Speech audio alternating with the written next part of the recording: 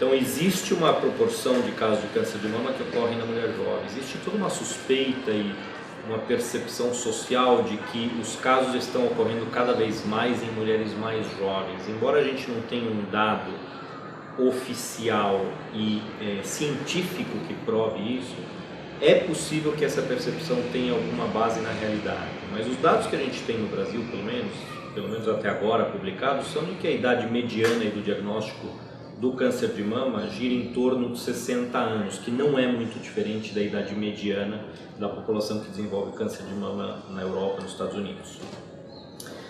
Quando vem uma mulher jovem para a gente, primeira coisa, a gente tem que pensar, será que isso aqui foi predisposto por uma mutação hereditária ou não? Tá? Então, idealmente, toda mulher jovem com câncer de mama, e aqui eu falo jovem, para mim é menor de 50 anos, deveria passar por uma orientação oncogenética. Isso é um pouco cínico eu falar todas deveriam passar, porque tem mulheres que não conseguem nem tratar, quanto mais passar por um oncogeneticista, que deve ter 20 no país inteiro. Mas, de qualquer maneira, o ideal seria que toda mulher jovem com câncer de mama, além de fazer o tratamento, em algum momento passasse por um oncogeneticista. E o tratamento dessa mulher jovem, ele não é muito diferente do que o tratamento da mulher de 55 ou 60 anos. Ela tem que passar pela cirurgia da mesma maneira, pelo tratamento adjuvante pós-operatório da mesma maneira, pela radioterapia da mesma maneira, pela reconstrução mamária da mesma maneira, se é que vai ser necessária uma reconstrução.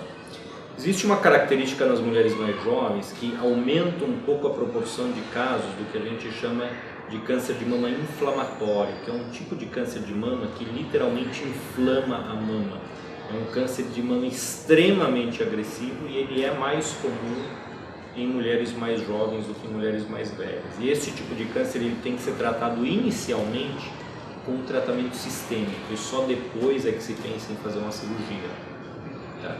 A mulher jovem ela tem a vantagem de geralmente ser uma pessoa saudável, então ela tolera qualquer tratamento que a gente tenha à disposição para ela, mas nem por isso o tratamento dela é muito diferente do que de uma mulher de 50 ou 60 anos de idade. Né? Ele vai ser cirúrgico, radioterápico, quimioterápico na mesma proporção.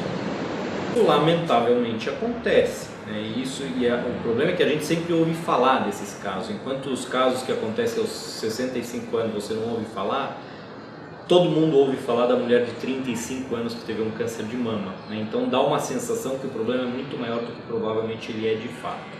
Mas de qualquer maneira, isso acontece com uma certa raridade, tá? É um evento relativamente raro uma mulher de 35 anos ter câncer de mama, mas para essa mulher é um tudo ou nada, ou tem ou não tem, e ela teve já, então ela vai dizer, pô, por que não fizeram em mim mamografia a partir dos 30 para detectar mais cedo? Só que do ponto de vista de saúde pública e de recomendação populacional, seria irresponsável recomendar para a população inteira fazer mamografia a partir dos 30, porque, número 1, a mamografia ela é menos sensível, ela é menos boa para a população de mulheres mais jovens, porque a mama é muito densa. Número 2, a mamografia detectaria um monte de coisas que não são câncer, justamente pela densidade da mama, e a gente acabaria fazendo biópsias a rodo, desnecessariamente, com as consequências possíveis, efeitos colaterais de uma biópsia, né? Então, a nível populacional, não existe recomendação nenhuma de fazer mamografia a partir dos 30 ou 25, exceto para as mulheres de alto risco por uma história familiar importante. Mas existe sim a recomendação do ginecologista examinar anualmente a mama dessa mulher. Existe sim a necessidade dessa mulher conhecer o próprio corpo e saber que se existe uma retração na mama ou uma nodulação na mama que não existia antes, ela tem que chamar a atenção disso para o médico, né? Então, existe esse autocuidado, esse autoconhecimento do corpo que é extremamente importante na mulher jovem também, não só na mulher mais velha. Na mulher jovem, obviamente que as mulheres de 30, 35 anos são mulheres que têm filhos pequenos, então é mais chocante o caso de um câncer de mama numa mulher com criança pequena, mas nem por isso ele tem pior prognóstico obrigatoriamente, né? A gente sabe que o câncer de mama costuma ser mais agressivo ou de subtipos mais agressivos na mulher mais jovem do que na mulher mais velha. Mas um tumor receptor positivo, ou vamos dizer um tumor triplo negativo de 2 centímetros de diâmetro numa mulher de 35 anos de idade não é tão diferente de um tumor triplo negativo do mesmo diâmetro numa mulher de 55 anos de idade, do ponto de vista terapêutico e do ponto de vista prognóstico. O que acontece é que entre as mulheres mais jovens existem mais casos de câncer triplo negativo, são aqueles casos sem uma terapia-alvo que possa ajudar a tratar. Enquanto que na mulher mais idosa, a grande maioria tem receptores hormonais que me abre o leque de tratamentos possíveis muito mais, né?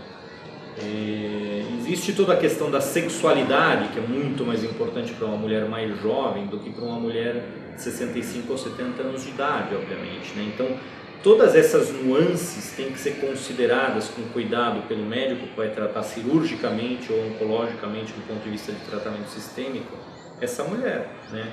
Então, quando você dá hormonioterapia para uma mulher jovem, em idade fértil, com vida sexual ativa, você piora a qualidade de vida dela sem dúvida nenhuma, né? Então você tem que pesar muito bem aí o custo-benefício, explicar e discutir isso muito bem com a paciente para que isso seja uma coisa aceitável no contexto da vida dela.